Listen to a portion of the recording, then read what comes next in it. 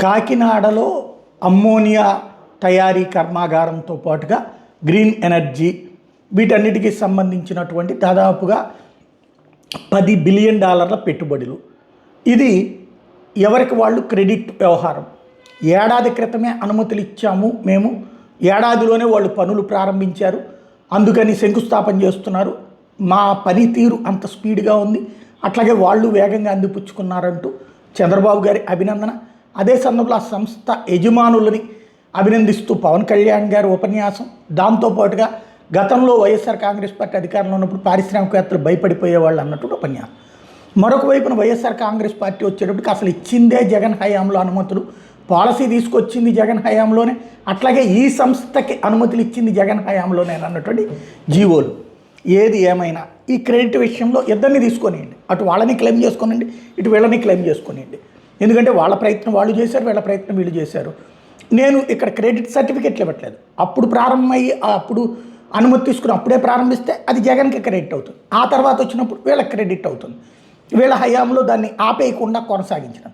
రేపు చంద్రబాబు గారి హయాంలో ఇచ్చేదాన్ని జగన్ హయాంలో ప్రారంభిస్తే అప్పుడు క్రెడిట్ వాళ్ళకే వెళ్తుంది, వీళ్ళు కూడా క్లెయిమ్ చేసుకోవచ్చు, ఇద్దరు కూడా. రాష్ట్రానికి ప్రభుత్వం అనేటువంటిది ఒక నిరంతర ప్రక్రియ. కాకపోతే ఇక్కడ మనం గొప్పగా చెప్పుకోవాల్సిన పాయింట్ ఒకటి, ప్రపంచంలో భారతదేశాన్ని నెంబర్ 1గా తీసుకెళ్లాలంటే డిపెండబిలిటీ నుంచి పక్కకి రావాలి. ఒకటి, ఎరువుల మీద డిపెండబిలిటీ ఉంది మనకి. ఉక్రెయిన్, రష్యా అట్లాంటి దేశాల నుండి తెచ్చుకుంటున్నటువంటి పరిస్థితి, దిగుమతి చేసుకుంటున్న పరిస్థితి. అక్కడ సమస్య వస్తే ఇక్కడ మనకి సమస్య వస్తుంది. అలాంటి సందర్భంలో దానికి ఆల్టర్నేటివ్గా భారతదేశంలోనే ఉత్పత్తి చేసేటటువంటి వ్యవహారం కేంద్ర ప్రభుత్వం తీసుకుంటే వివిధ దేశాలు అందులో ఇన్వెస్ట్ చేస్తున్నప్పుడు అది ఇక్కడ జరుగుతోంది. దానికి మన ఆంధ్రప్రదేశ్, మన కాకినాడ కేంద్రం కావడం గర్వంగా ఫీల్ అవుతాం, ఒక తెలుగువాడిగా, ఒక ఆంధ్రుడిగా. నెంబర్ 2.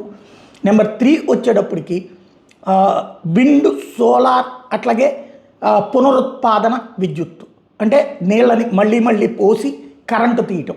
ఈ మూడిటి వ్యవహారంలో అత్యధిక ఉత్పత్తి చేయడం ద్వారా బొగ్గు ఆధారిత విద్యుత్ నుంచి బయటికి రావడం, పర్యావరణాన్ని కాపాడుకోవడం అన్నటువంటి కాన్సెప్ట్ మోడీ సంకల్పం. రాబోయే రోజుల్లో పెరిగే పరిశ్రమలకు అవసరమైన విద్యుత్ ఉత్పత్తి ఈ దిశగా తీసుకురావడం అన్నటువంటి. అందుకోసమే రైల్వే స్టేషన్లలో సోలార్ దగ్గర నుంచి, బస్టాండుల దగ్గర నుంచి సోలార్ దగ్గర నుంచి, మన దుర్గగుడికి సంబంధించినటువంటి ఖాళీ స్థలంలో కూడా సోలార్.